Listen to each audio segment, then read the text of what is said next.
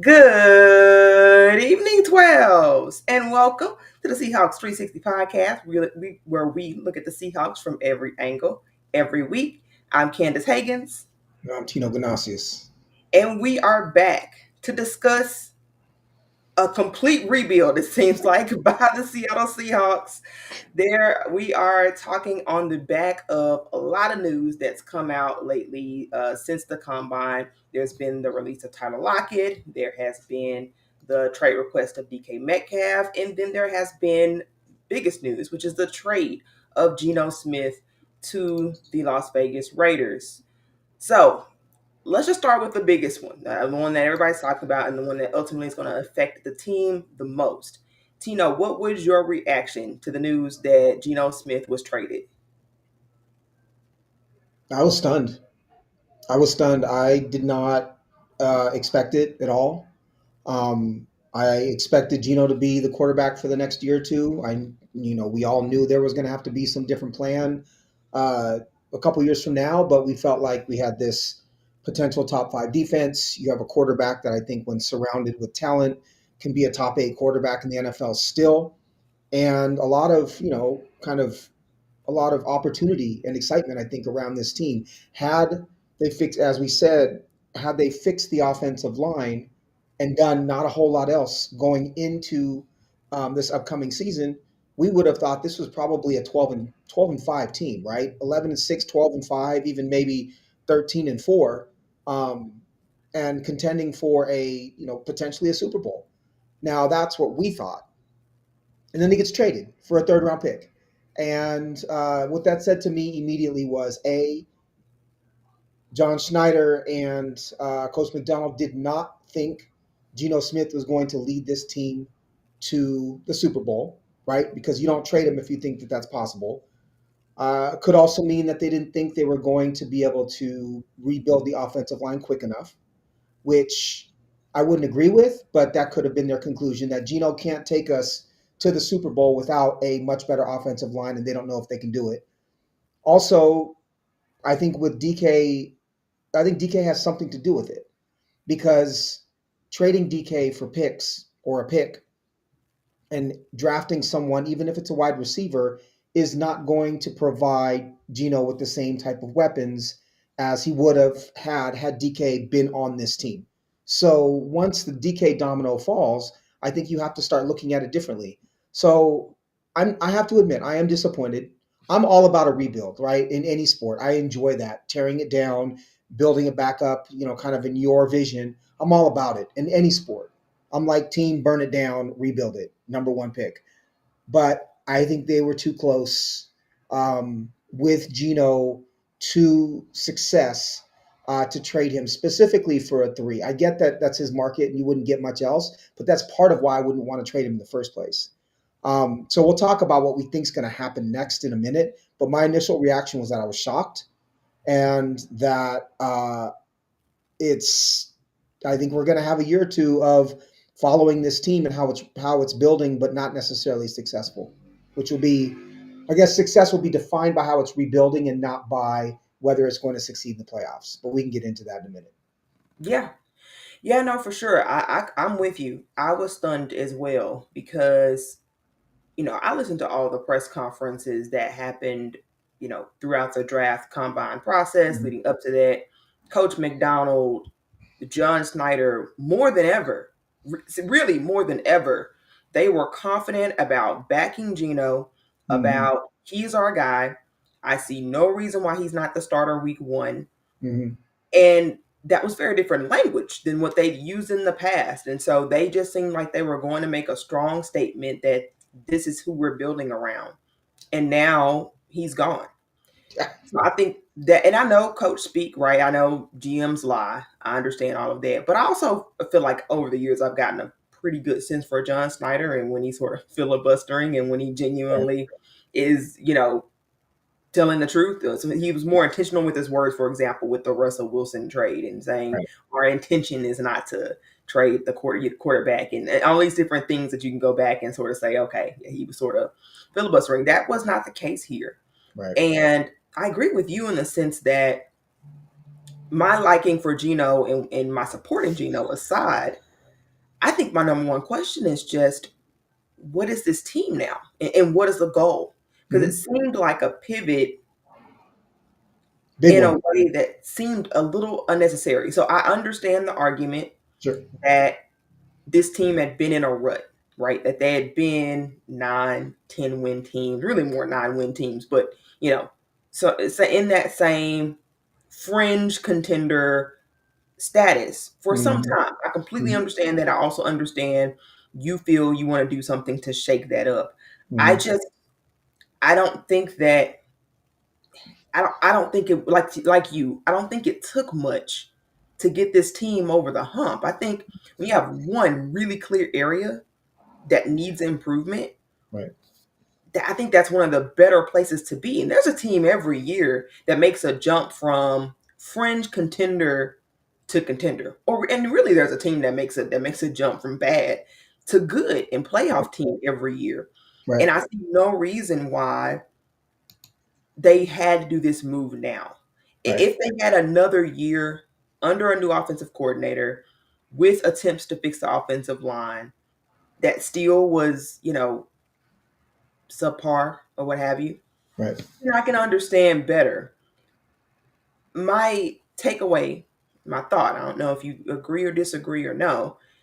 My thought is that I don't think they had any initial plans to trade Geno. And that's why this seems sort of out of the way. I don't think they was Mm. lying that whole time. From the reports and things I'm reading, sounds like Geno didn't really want to be here anymore. It seemed like from there was reports coming out that one, really didn't make a counter offer to the Seahawks offer. It sort of went radio silent on his end. He Sure. just sort of requested a trade. Sure. Initially, it was reported that the Seahawks offered $35 million by Albert Breer, and $35 million. It was that I think their starting place, wanted somewhere in 40, 45, Right. that kind of range. Today, I see a report. I don't know how legitimate it is. Sleeper Sports or something like that may have a report that they offered a 2-year deal, 40, 40 mil, 45 million range, which Hmm. would have been fair. If that report is legit and got that offer, then requested a trade, Right. then I think they they must have had no idea then, genuinely, that Gino was either very unhappy or just really wanted to go play for Pete. Right. Not Well, sure. think about it this way. I hadn't thought about it. I've been thinking about it from the Seahawks angle mostly because that's what I care about, right? I want to see Mhm, Geno succeed, but he's not my quarterback anymore. mhm, However, if if I'm Geno Smith, right, and this is my third coordinator in 3 years, mhm, and we have our documented disagreement about whether this was the right choice or not, but third coordinator in 3 years, yeah, Swiss cheese offensive line, right?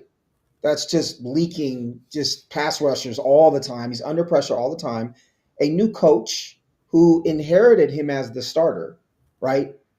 And an organization that is about to lose their top receiver, right? Whether you believe that DK and Gino got along or that DK was responsible for some of the picks or whatever, he's still a top 12 receiver in the NFL, and he's out the door with no guarantee, and Tyler Lockett's out the door with no guarantee that they're going to bring in equivalent talent.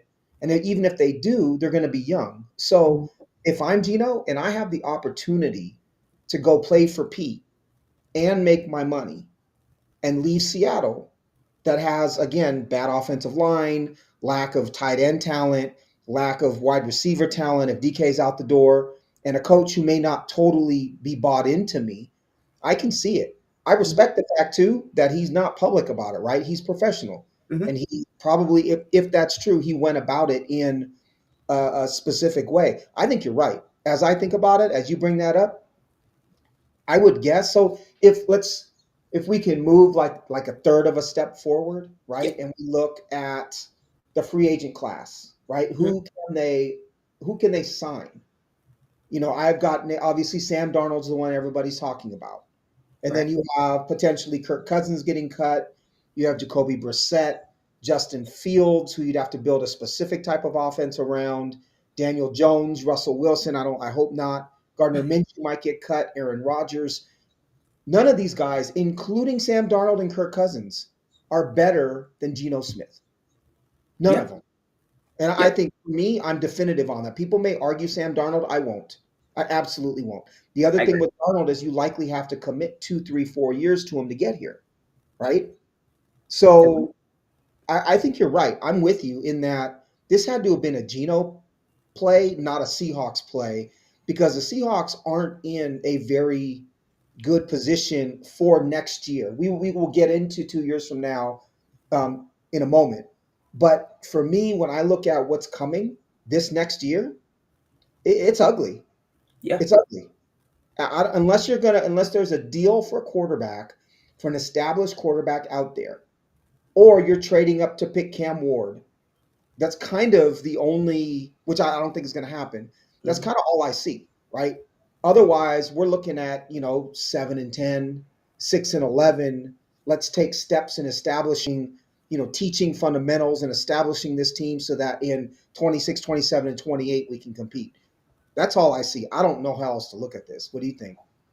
No, I agree with you. I mean, it's possible that they weave a weave a line that allows for them to still compete, but they have to nail everything right.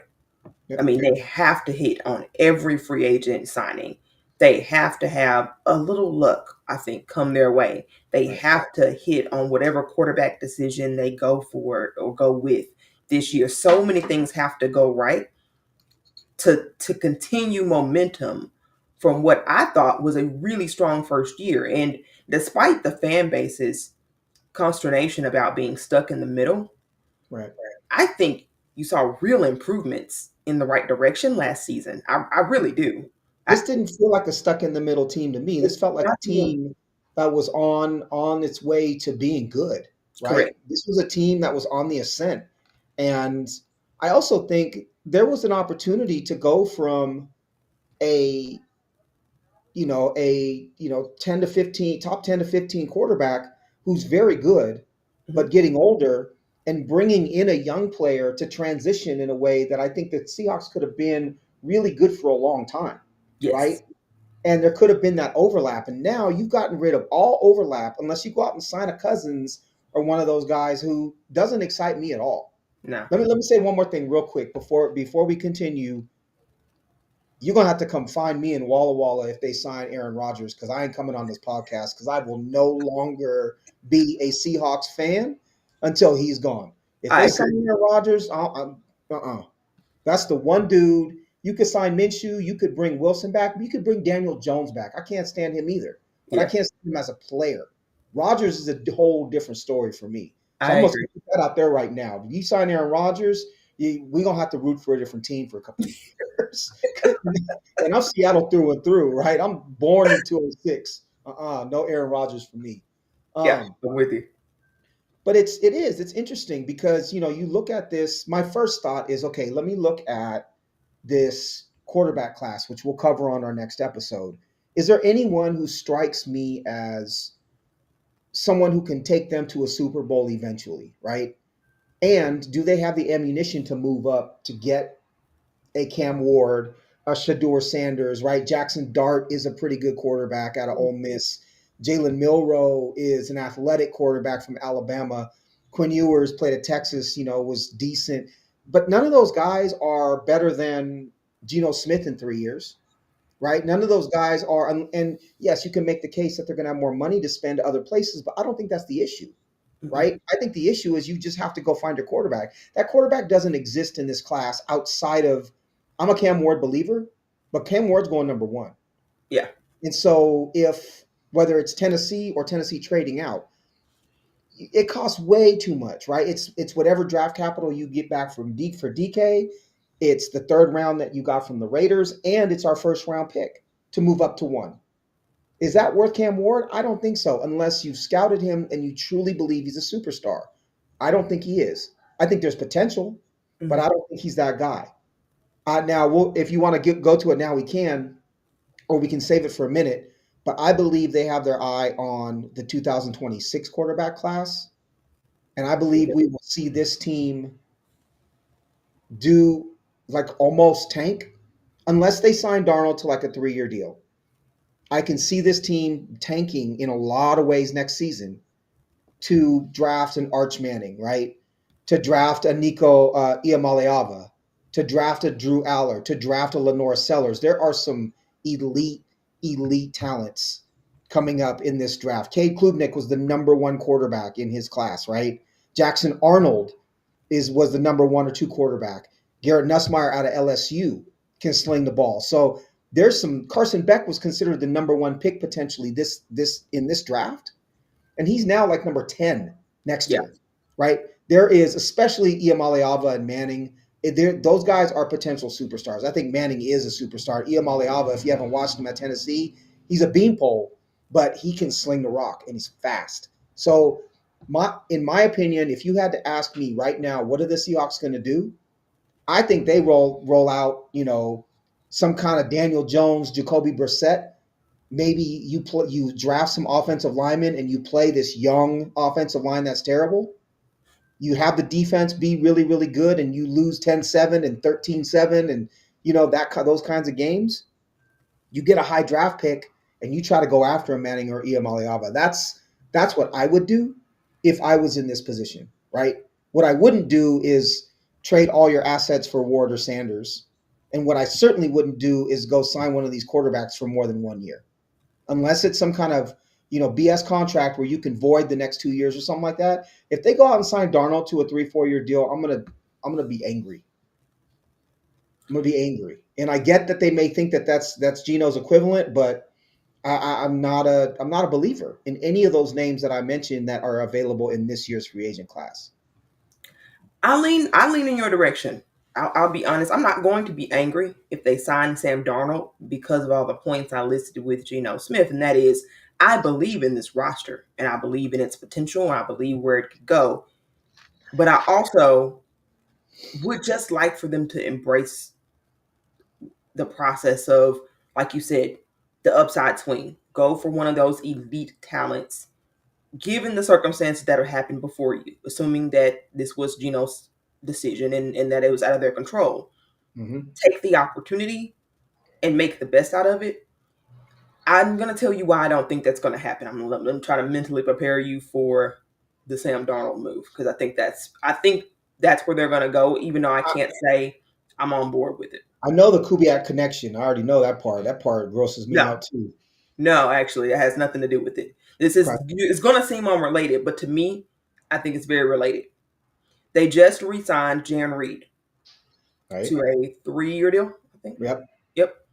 To me, that means they're still going for it. There is so much opportunity to just give Byron Murphy those snaps, right? If you're going in the direction of a rebuild, then why would you bring Jaron back? And I will say he's a leader in that locker room, so it's possible maybe I'm Mm-hmm. overlooking just how big of a factor that was in their re-signing of him. But Mm-hmm. I still feel if you're embracing the youth, if you're embracing, like you said, tanking, you don't bring back Jaron Reed. I don't That's a think it matters band-aid. enough. I don't think the Reed signing is big enough to swing it one way or another. And I also think you want your linemen taking 50, 60% of the snaps. And so you still need to have a rotation, right? And I think Byron Murphy can stand to learn from those veterans. To me, those moves are independent. The one move that I think was interesting is I wonder if they don't. So if DK is gone, right, and Lockett's gone, do they believe they can sign Ernest Jones? Because if you can't sign Ernest Jones, and you got to go back to what we had last season, now your team is shot, in my opinion. Ernest Jones turned that defensive around. We said that over and over again. Yep. So say you can't sign Jones, or say you deem his ask too much, and you're not bringing him back. Now all of a sudden your defense is really taking a big step back. On top of losing Geno and on top of losing DK, then it's like, okay, total rebuild. Yeah. But and that's the domino that I think is the most interesting one on that side of the ball. Reed, I think your point is valid. I just, to me, it's not a big enough deal to dictate to me which direction they're headed. I think he's such a Seahawk and a leader and a teacher and a mentor that you bring him back regardless because he's a positive to your squad, right? Um, But the Ernest Jones move to me is the big one. If they re-sign Jones, then I'm like, okay, they're going to put money in this defense. They're going to bring in a young core. They're going to try to win now, but they're going to try to bring in a young quarterback who's affordable as well because that defense is going to get expensive. Yep. But to me, you don't re-sign him, and next year is going to be mad. It's going to be ugly. It's going to be ugly It's without Ernest probably Jones in gonna be there. ugly anyway. But Probably, now, probably. I did this random note that I think Seahawks fans who have been pushing to get rid of Geno are probably going to regret that because Geno's Oh about to play yeah, in a dome. Geno yes. dome Geno is like MVP level Geno. Well, and it's be careful what you wish for, and the Yeah. grass is always greener on the other side. Geno Smith Mhm. is one of those quarterbacks that you don't appreciate until he's gone, Yep. right? And how much of Geno Smith's mistakes the last couple of years have been the offensive line and bad routes from DK Metcalf and a bad coordinator, right? Like I don't know. I miss him already, right? Yes. I think he's much better than anybody was willing to give him credit for. Um, do you have a favorite quarterback have you watched much of Manning and Iam Aleava and those guys to No. be able to No. No. I can't. it's it's going to be fun. There's some really fun, exciting quarterbacks there, and I could see having one of those guys. I could get behind tanking for one of those guys and Yep. enjoy next year. Let me say one other thing. So, we've gone back and forth about what kind of offense Mike McDonald wants, right? And I've talked a lot about his being in Baltimore when Lamar's there, being in at Michigan, right, which is a run-based offense, obviously. Even at Georgia, right, run-based, very Mm. much run-based, offensive line, run people over. One interesting thought that I think would be for me would be really fun. The one option that's available on the free agent market that I think would be incredibly interesting to me is Justin Fields. And I say that because Mike McDonald wants to control the ball, right? He's come from these offenses where the quarterback can run.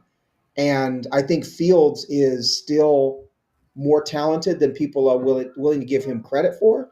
The one thing he can't do is stand in the pocket and pick you apart. But Kubiak loves play action, right?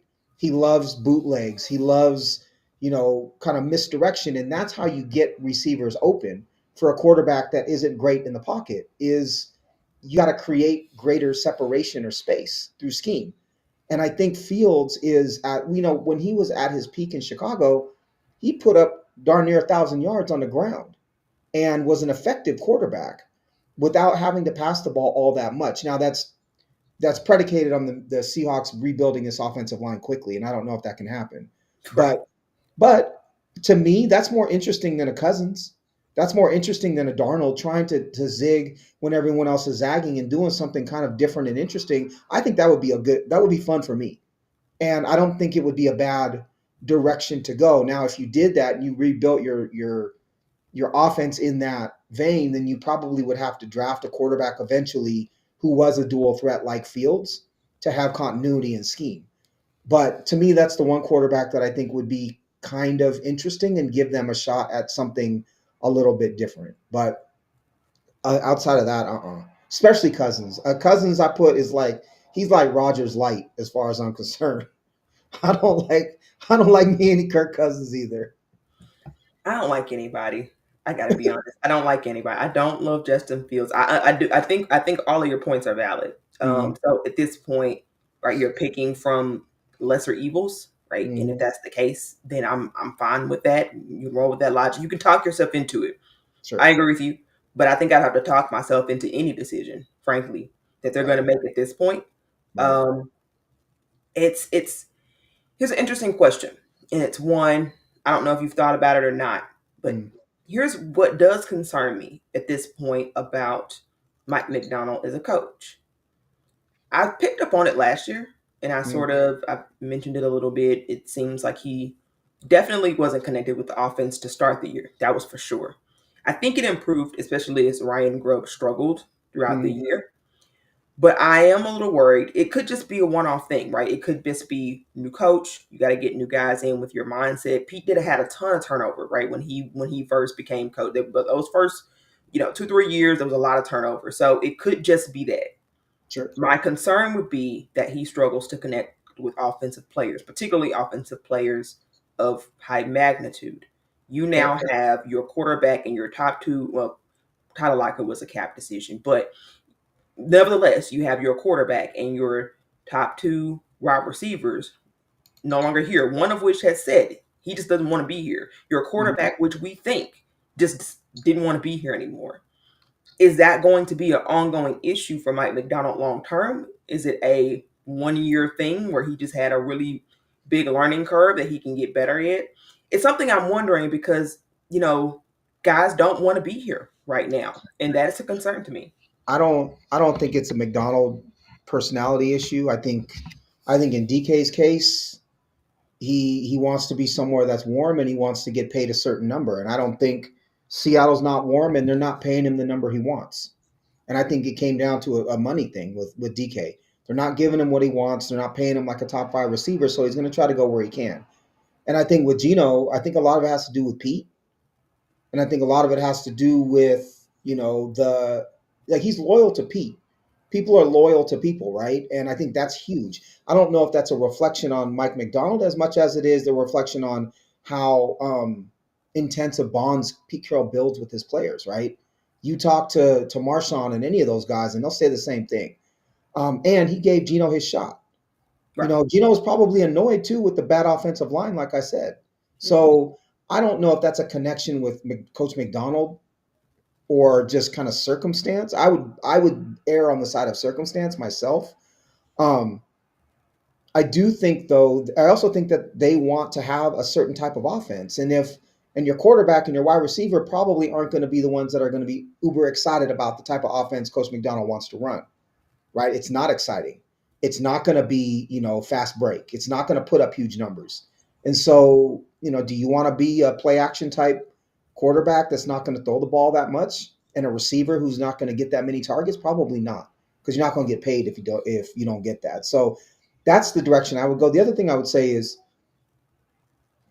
I don't know if the head coach bonding with the player is as important as the coordinator bonding with the player. And so one of the because they spend more time with them.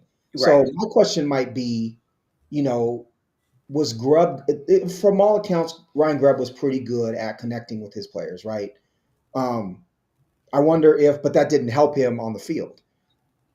Is did Kubiak do something, right? Did Kubiak, was it scheme or personality, or was there something that didn't connect with DK and Geno um, when he came in? I don't know what that answer is. I think ultimately it comes down to money and it comes down to scheme more than anything else.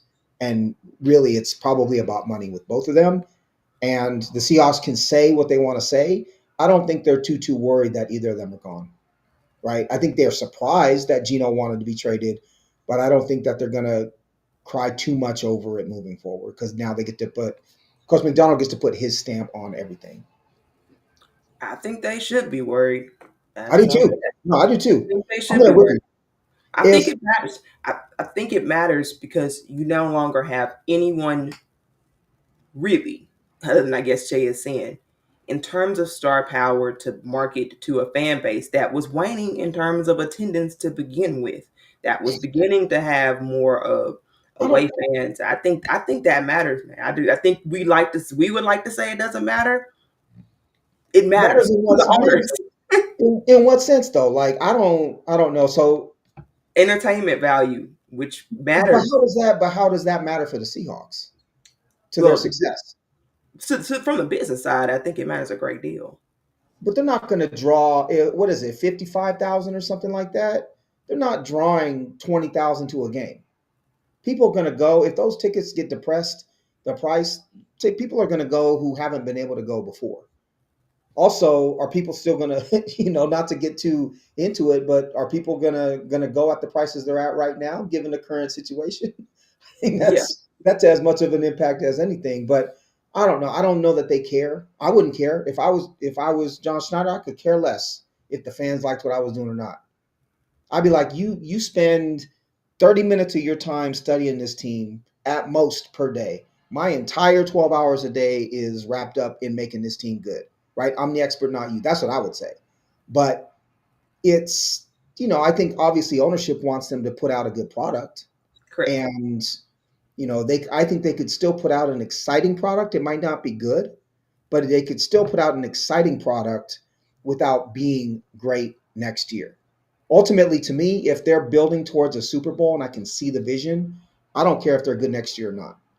Like I said, you can tank if it's Arch Manning and Iamaleava you're after. Please tank. I hope so. I don't want to be stuck in that middle ground because I want to see you bring in a superstar quarterback. But I will say, you trade Geno Smith for a three, you better know which quarterback you want, and you better have a plan as to how you're going to go out and acquire that dude, right?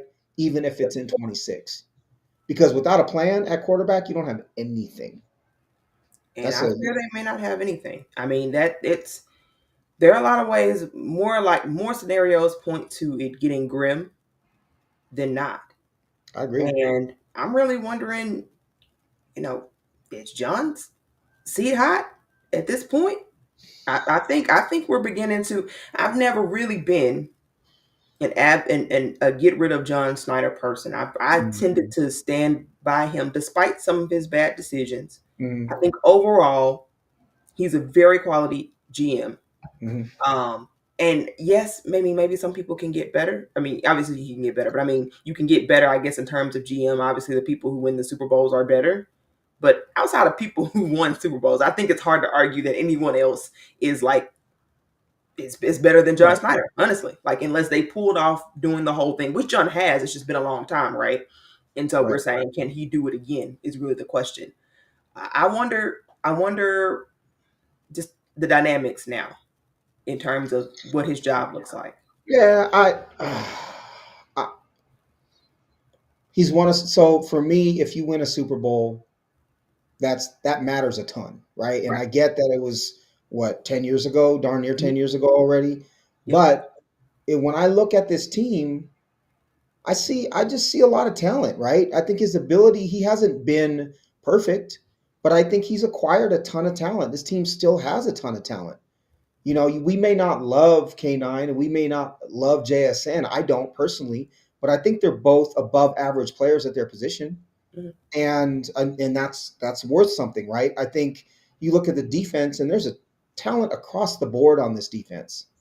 I think he's done wonders to build an incredible defense, right? The Witherspoon pick was looked at a little bit, sideways when they made it. The dude's an all pro. You re sign him, he's probably an all pro for the next 10 years, right?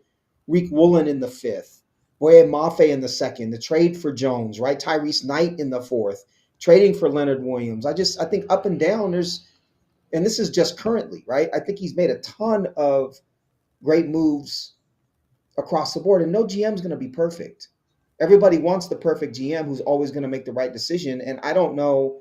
I don't know that there is one. The issue is, to me, your quarterback and your offensive line. If you don't have those things locked in, it's so glaring because you can't move the ball, right? And if you can't move the ball, it doesn't matter how good your defense is. It is so glaring when you have a bad quarterback and or a bad offensive line. A bad offensive line means the quarterback is bad and the running back has no room, right? And so I think that's the thing. That's the thing that would do him in ultimately, in my opinion, is if he can't rebuild this offensive line because everything else stems from it. You could bring in if this offensive line went from horrible to slightly above average, you could probably be pretty good with any of those quarterbacks I named in that free agent class. I hate to say it. You probably could have 10 wins with Sam Darnold and Kirk Cousins. It might be even more if your offensive line went from horrible to slightly above average. Yes. Yep. With talent, even if it's just a draft pick coming in to play on the other side of JSN, a high draft pick, I still think you could be good. Yeah. But I don't know. That's a lot of work to do to get good on that offensive line. I was really disappointed when I saw Trey Smith got the franchise tag, and I think it was the second level one, which is I think what that means is you can offer and then you have to give up a pick and Right. whatnot in order to. Hey, if it's me, I'm giving up that pick. I don't care. Give me some Trey Smith because I think he changes the whole team around. But no, I still believe in John. I think John is, and then you like Gino. You got to ask, what's your option? Okay, Yeah. so John's gone. Who's the next dude up? Right. That's an unknown. We don't know who that is. So I think you give John and Coach McDonald time, right? You got to give them enough time to bring in that next quarterback and teach that next quarterback. Because that next quarterback isn't going to be great if they've got three different coaches and two different GMs, and you know what I mean. There's no continuity. Yeah. I think the other thing is the Allen family. You know, whether it's the Trailblazers or the Seahawks, is always, you know, taking really giving people really long leashes before they let them go. That's just how they've operated. And so I assume that John Schneider is the GM for almost as long as he wants to be at this point. Well, John's got a lot of work to do to keep me on board. I'll be honest. He really does. This free agency means a lot, I Yeah. think, to me. And he dang near burned up the last year's free agency budget just on fire with the dudes he signed. I mean, really, I he don't just think they were lit trying to. everything in smoke. He just, and Do you he think they were half the even trying to players get good? half the players weren't even on the team anymore. By the time go back and look at who he signed, No, I saw. It's bad. But it's you gotta really ask bad. though. Like, do you think he was trying to? Do you think they were trying to be good? When you look at those signings, I don't think they were even trying to be good. I think they're always. I mean, they emphasized how important it was for them to build. If that's true, then if that's true, then they are sending complete mixed messaging from their actions and their words, because their words were, we fired Pete because we're looking to take a step forward and we believe this roster underperformed. When you say the roster underperformed, that means that you imply you got a lot of the pieces in place and you're trying to build towards something. That was all of the messaging and really a lot of what their actions showed, even in the middle of the season. I don't think that they were trying to tank. I just think they had no idea what Mike McDonald wanted. I think that's obvious. In his players, that's a fair assumption. And so he doesn't have much room for error for me this year with free agency. I mean, these moves have not only got to make sense in Mm, terms of who they're signing, it's got to make sense to me in terms of how they're allocating this money, because I've been a I felt for some time that they could do a lot better to manage these contracts, either having them go out longer, but I just hate doing these 1 2 year. You got to take eat all the cap space at one time. If you're really trying to go for it, right? If you're really trying to go for it and maximize your roster, I don't love having all that cap space erased by a few mid tier guys because right. you weren't willing to move over some dead money and give yourself wiggle room with those contracts. So to me, that's something I'm watching. I'm also watching aggressiveness. Like if you're going to actually try to improve and build on what you did last year, if you're not just pivoting and going into a rebuild, which is kind of what I honestly think they should just do at this point, then I mean, why am I not hearing the Seahawks name associated with the Drew Dalman talks? Right? They said the Bears are strongly suiting him. Why aren't the Seahawks? I mean, to me, that's a it's not good, man. It's not. I don't love not hearing that. The Seahawks have the money now. Like at Right. this point, they've got $62 million in cap space Right. since Geno's been traded. They've got the money to actually invest in this offensive Well, line. maybe that's not the guy they want. You know, I hate to. You know, Maybe it's not. It better not be. But they need to do something. I mean, we just can't keep getting these band-aid lower tier guys. That's just yes, if he does yes. that again, I'm gonna be out. I'm gonna be out. Or he believes that rebuilding the offensive line should happen through the draft and not through free agency. You When know, you're that's I think that's or you believe that you don't want to truly spend until you get the quarterback in place. You know, there's an order to which you can do things. I don't know. I'm making excuses clearly, mhm. um, because because I want to see him succeed. By the way, did you see Devonte Adams just signed with the Rams? No, I didn't just see that. Yeah, I mean, that doesn't really scare me, but well, I don't know. With McVay, it could. Devonte Adams Oh, is wait, still we got a talented. deal. I just saw that Ernest Jones was signed. This just came through on my phone.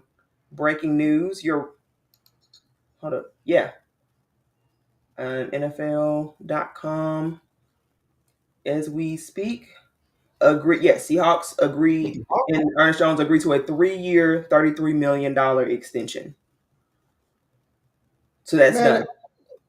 they were drawing him out for an $11 million a year deal. How cheap are they? Seriously, the dude came in and was a beast. And they're like, they're scaring us because they didn't want to give him 11 a year. I Yep. don't know. I Oh, don't the know. Bears.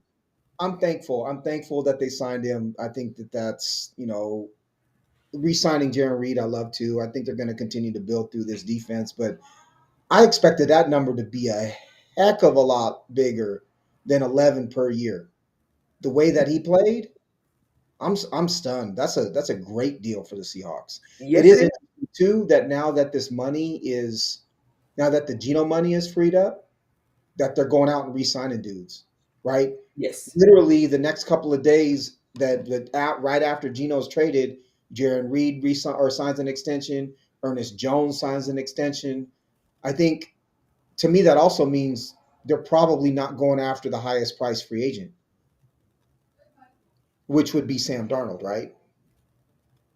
We'll see. But to me, so let's go back to your point earlier. You said that the Jaron Reed signing was not, it didn't sway your decision necessarily in terms of Yeah. how they were going to approach this offseason. They Right. have now, you said the Ernest Jones signing would It does indicate to now. you You put that those they two are together, it does. correct. They're not going in rebuild tank mode. They're Hmm. obviously looking to still continue to build, which increases the chance in my mind that Sam Donald is on this team. But See, I I'm see it sorry. opposite. I see it the opposite way, which is you were already over the cap with Gino. You don't have Gino anymore. You have a certain amount of money, and you started allocating that money to other players immediately, which shrinks what you have left, right? Darnold's looking for the same contract Gino was. So how do you fit Darnold in close to it? You No, watch. the You the watch. news coming out of the combine was actually that Sam Darnold's market was not as strong as people anticipated it would be, and that's why the rumors started coming out that he was going to just end up staying with the Okay, Vikings. so it's $5 million less than Gino, whatever it is. My point That they is, think they can get him for the 35 million range, basically. but you don't have that now. If you sign Jones and Reed, that's 20 million right there. That's Uh, gone. that depends on how they structure. You know these things really. It's not Sure, and you can. Well, really what I'm depends. saying though is, I see it the opposite way, which is they're not going to stop building this defense, especially with Ernest Jones, who's only 25, I believe. You're not going to stop building this defense just because you're trying to tank or just because you don't have the quarterback. You got to continue building the defense regardless. So I see it more as they're eating at that cap space, and then it's not coincidental that they extended those two after the Geno trade, freeing up money, but that the amount of money that's left to go out and spend on a quarterback is quickly decreasing, which takes them out of the running for some of those guys. I think they bring in a stopgap and they're looking to draft somebody. I really truly think that's what's going to happen.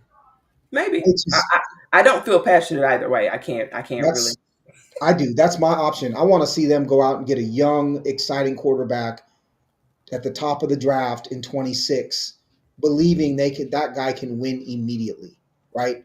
And I think if you have the right pieces, if you have a good offensive line and an incredible defense, an Arch Manning or a Nico Iamaleava can actually take you far. Year one, similar to how Ben Roethlisberger did in Pittsburgh in his rookie year.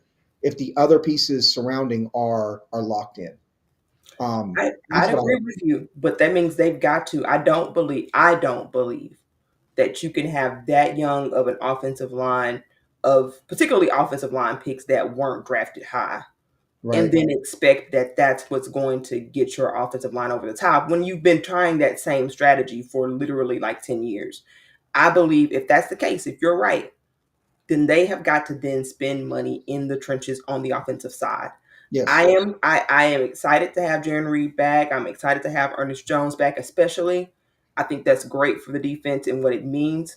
I'm also getting a little concerned that with having a defensive head coach, that we might end up in that cycle of all the resources going into defense, cheaping things out on that offensive end. I don't want to see that. I really hope that Mike McDonald values at least the offensive line, right? Like at Right. least value that. If you if Yes. you're if you're we can have a discussion about whether you can get away with not having higher tier wide receivers, those skills positions, but I believe you have got to Yeah. address that offensive line and put money in it. I don't. It doesn't take money to me. It takes resources. And so whether you in a perfect world you balance youth and experience, and you have a free agent and a draft pick. But if they decide they want them to all grow together and they go and spend two of the top three draft picks on the offensive line, it's resources to me. I don't care which direction you go. I prefer not simply free agency. I think you have to have some draft some offensive linemen. But to me, it's just because they don't spend money on the offensive line does not mean they're not investing resources in the offensive line.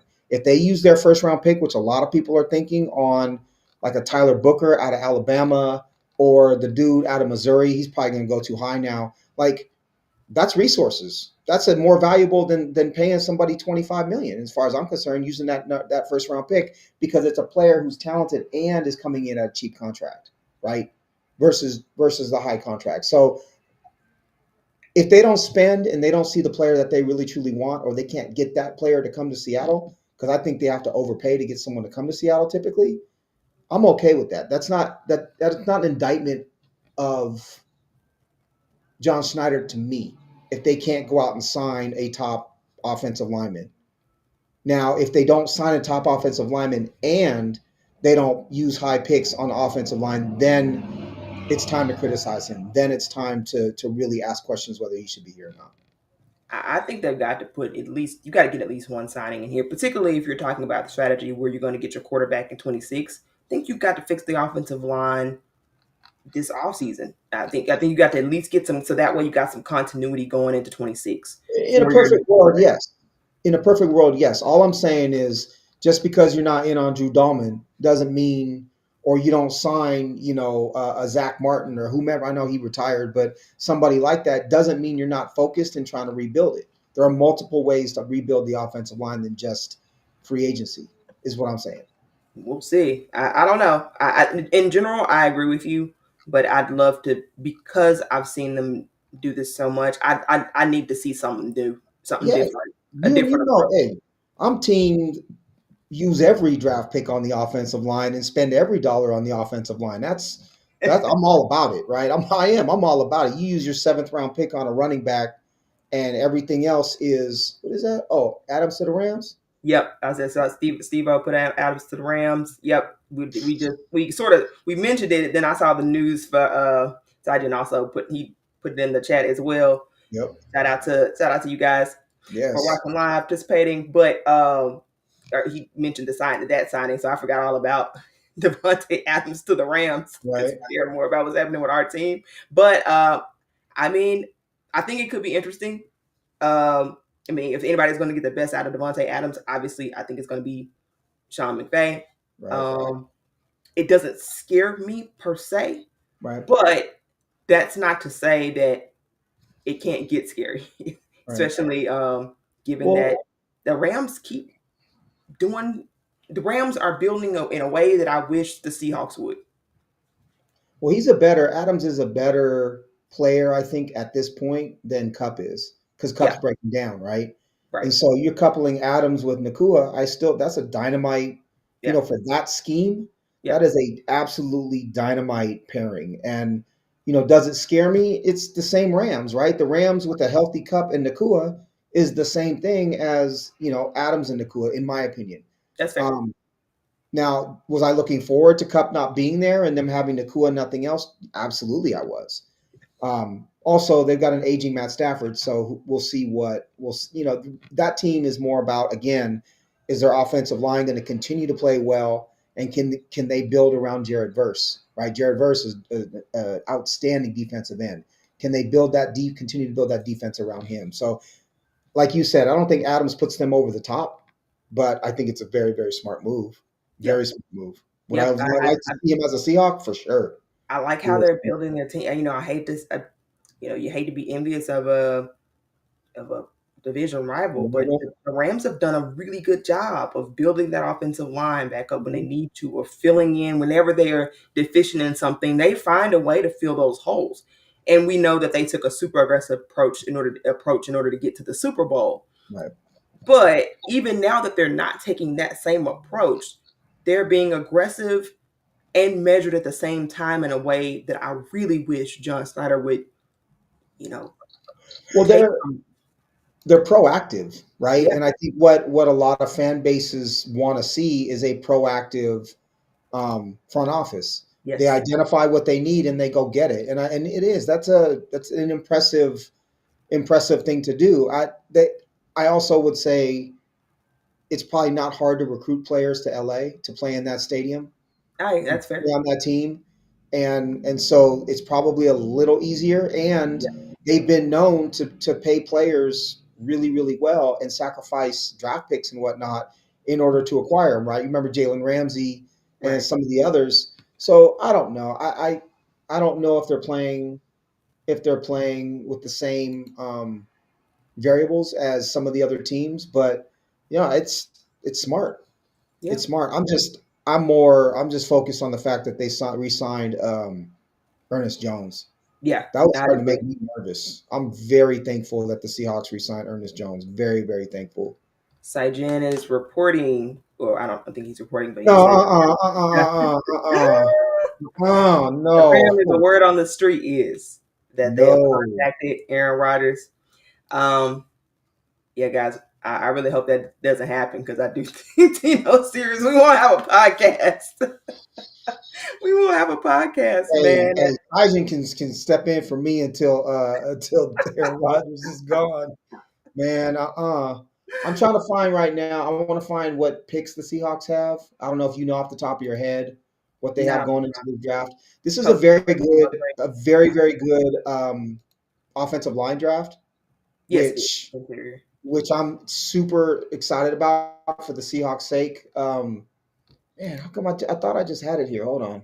I think the center position is Um, pretty weak, from what I've heard. The center position isn't really even really strong, but the guards are. You know what though? I'm not tripping. I'm not tripping on that because the I think center is such a difficult position to play as a young player because you have so many things to see. That is the one, and I know Dahlman is a center. That is the one position that I sincerely hope the Seahawks sign a veteran. Thank Because you. if you have a veteran center able to call signals, then you can have those young guards around him that kind of follow his lead. That's my I do think preference. that that's Get a something I good would love fit. to see is for them. You know who might be a good fit? Connor Williams. Connor Williams might be a. I'm so mad about that For still. the grave of Connor Williams' player locker. Oh You man, can that was shout him so out. dirty. How come I can't find the Spider webs on that thing and That's everything. brutal. I couldn't. I could not believe he just bounced. He was like, you know what, I'm done. Yeah, Let me yeah, find those pics real quick here. I'm almost there. yeah. That's tough. But yeah, for my money, the one investment I agree with you. I don't necessarily know that they need to overpay for a guard. I do think they got to get a quality center in here. I think one that's been a position of angst and turnover for far Mhm. too long. Solidify, get you a guy who can at least, if you're going to be getting a new Mhm. quarterback from in 2026, whether you're going to be going the approach of getting a band-aid free agency, whatever you're going to be doing, you're going to need a center who knows what they're doing that can help your quarterback out now that Geno is gone. Mhm. Absolutely need that. That's critical in my opinion. And so I really want to see them. If they can't get a Drew Dalman, then I'd like to see them still get a Will Fries or something like that, a quality guard in here if you've got to. But Mhm. my preference would be get the center because it doesn't even cost that much money to Right. get a good quality center. Like you're not even paying a ton of money for that. It's not like a left tackle. It's not like a left tackle. So Seahawks have their first round pick, number 18 overall. Their second round pick, number 50 overall. The deal for DK is looking to be centered around a two, likely, right? A two plus Better. something else. It So better. say they trade DK and they get a two. So you got a one, you have two twos. They have their three at 82 overall. They have Vegas's three at 92 overall. So if you trade DK for a two, say it's a two and a four, right? I know they were looking for a one and a three, but say it's a two and a four. Now you've got a one, two twos, two threes, two fours, a five, two sixes, and a seven. That's the um, kind of draft haul that Yeah. can rebuild a team really quickly if you do it well. And Yeah. there is a lot of talent in this draft, just not at the quarterback position. Yeah. I So to agree. me, that's exciting. To me, that's exciting. The other thing you can do is if someone's looking for one of those picks, right? You trade one of those picks to get a high pick in 26, knowing your future quarterback might be available in 26. And so if you have that kind of stockpile, you can use that to move up next year. So I think, as much as, and to have that kind of ammunition in this draft and have the type of defense established that they have, I don't think that this organization is in the most horrible spot, right? But you better darn well hit on those draft picks this year. You had better do your homework and pick the right dudes in the 2025 draft. If you're going into it with the one, two twos, two threes, and two fours, you better come out with a bucket of starters. A bucket of starters, right? That's five starters you better come out with. I agree, but and I will say I don't know where DK's value is. It's I saw a report earlier that they've lowered their asking price, so they're now looking. They're just trying to get a second round pick. I don't think that bodes well for DK's market. Frankly, this might be an unpopular opinion, He's but if they can't he's get a two for him, they you will. don't trade him. They will. I would if they will. In my opinion, he's he's the type of player that people dream on. He's the type of player, right, that is he's such a physical freak that teams can imagine, what kind of deep threat he is. It's not like, you go to try to trade like a JSN type who's, a technician, doesn't flash a ton of speed, isn't super physical. He just happens. That's why Taylor Lockett, I feel like, has never had a ton of value because he's short and he goes down before he gets tackled. And he's kind of boring to watch, right? Except for catching those rainbows from Russell Wilson. But he's super effective. And you look up and he has 1,000 yards and, 8 touchdowns and whatnot every single year. I think JSN is similar to that, whereas DK is 6'4, 235 pounds, runs a 4.340, and looks like a comic book character. I think teams see that and say, this guy can be our superstar, right? And so to me, that actually matters when it comes to teams wanting to acquire him. I think that's part of why so many teams are interested. They may not be interested at the price that the Seahawks were seeking, but I think a ton of teams are interested in acquiring DK Metcalf. I think they get it to. I think it ends up being a 2 and a 4. They were I asking a think one that'd and be a great. three. I think it ends up being a 2 and 4. I do I think too. that'd be At this great. point, I do too. What I if do it? too. What if hypothetically? What if Mhm. they can only get a third? I agree with you. I'm not disagreeing with you, but I'm just asking hypothetically if they can only get a third.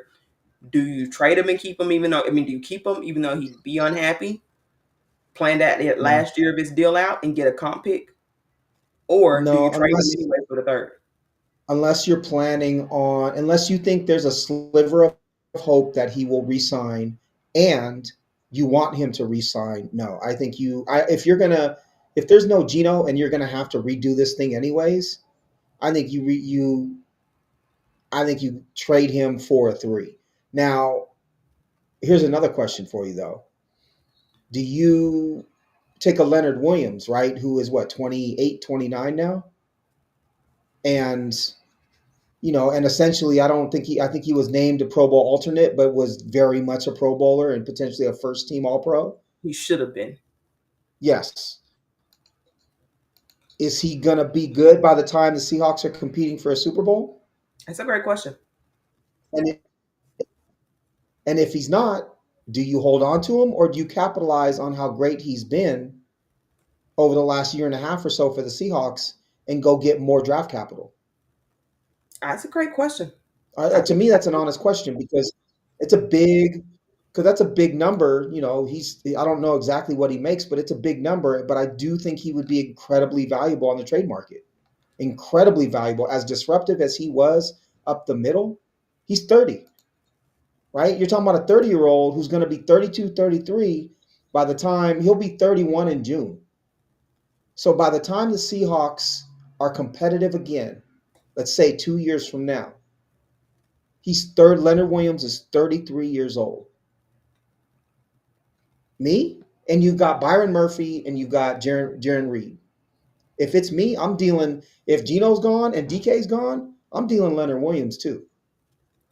Right? I just Yeah, I think that's a good point. Now, I think it depends. To me, it depends on what they do at the quarterback position. yes, You're going 100%. with Justin Fields, then yeah, absolutely. You need to trade Leonard Williams. But if they're going to end up doing this Darnold thing, if they are, then I don't. I think you might as well you just keep Agreed. him at that point. Agreed. I agree with that 100%. I'm assuming they're not going the Darnold route. Okay, fair. Then yes, I would agree with you. Trade Leonard. As much as I love him, but I think the best thing for the team would be to capitalize on that and get more draft assets to Yeah, so really you could probably get a two for him, right? yeah You might even be able to get more. And again, in my opinion, if he's 33 when you're competitive, how effective is a defensive tackle whose game is a lot of it is quickness, right? How effective is he at 33? We don't really know. right But I just think these questions are interesting because the Geno domino fell unexpectedly. yeah It just makes everything else in play. It puts everything else in play when you don't have a quarterback. yeah. I I'm I can't even talk about the idea of Aaron Rodgers without getting like upset or angsty. I'm serious. I'm just like, because we're talking about Leonard Williams, and then you move to Darnold, and the minute you mentioned Darnold, I thought about the fact that they had contacted Rodgers, and I'm like, I don't know, man. I don't think they would do it. Do you? I hope not. I think I sure hope not. he's a cancer wherever he goes. In my opinion, wherever he goes, the fan base is going to revolt. I agree. My instinct, my gut. Well, unless he goes to some really loser team that never had anything, but I think Mike McDonald's not going to want to. My gut is You're not going to want to deal with that drama. Mike's not dealing with that. That's my No, gut. he's not about I that don't know drama. about He's not John. about that drama. No, I don't think. I really don't think. And when Mike describes what he wants in a football player, guys that really love ball, that are all in, that's the kind of guys they want. That's not Aaron Rodgers.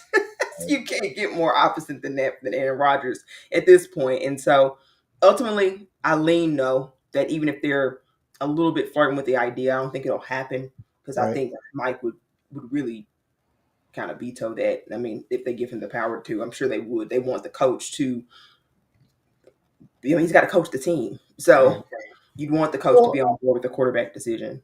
and you got to have like you got to have a. This is a new coach. This is a young coach. This is a coach who's not. They're trying to build culture. They've talked about it. You're trying Right. to build culture. This is why you've made a bunch of the decisions you have. I think it has something to do with why they re-signed Reed, like you said.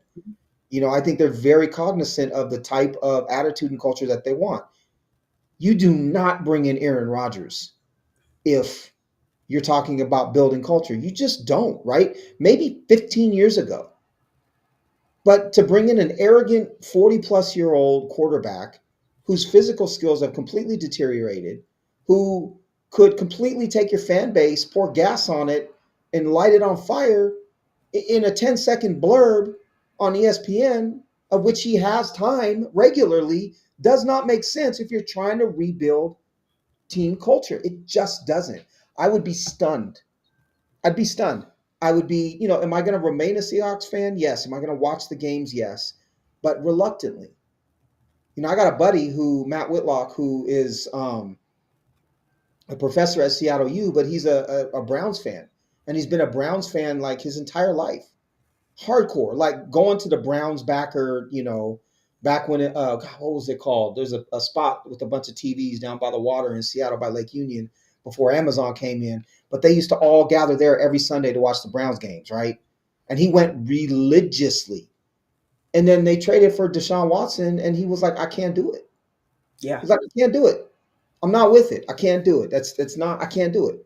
And he's become a Seahawks fan.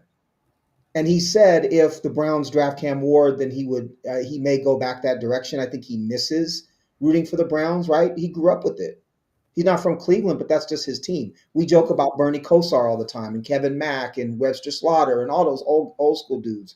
But my point is, if there's a player who you dislike that much for a multitude of reasons, we don't have to get into it, but a multitude of reasons, Right. it's hard. It makes it hard. You're investing 3.5 hours of your Sunday every Sunday for 18 weeks or Right. 17 if you're not including the bye, plus the playoffs if they make it, which they won't with Rodgers. But you're investing a ton of time, that you would be spending with your family, or Right. that you would be doing something different to watch this dude. So in my opinion, I don't.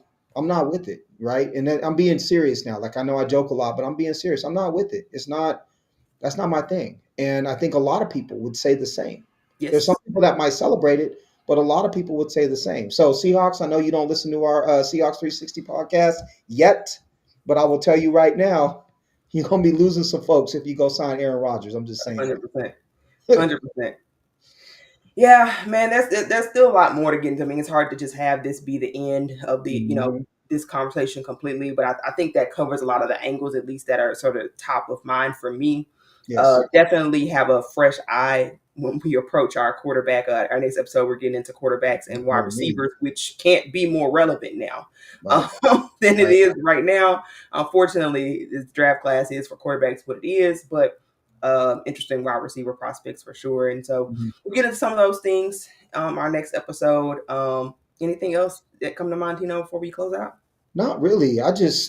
These are some big moves, right? You can go 3, 4 years without a move like this.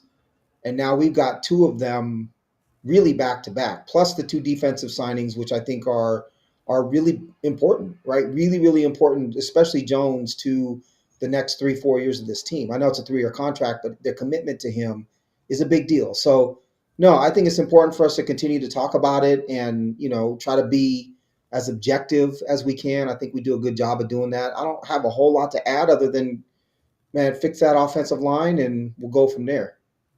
Absolutely. All right. Tell people where they can find you, Tino. Tino Jr. 20 at Blue Sky. Been less active. Work has been pretty insane right now, but I'll give you a little taste. So this Friday I had 7 different fantasy baseball drafts going at one time, and let's see, 4, 5 of them started on Friday. So I've been glued to my phone, even when I step outside of the house, making draft picks. It's been a pretty intense couple of days with regards to fantasy baseball, but I think I'm almost in the clear. One of them is about to finish.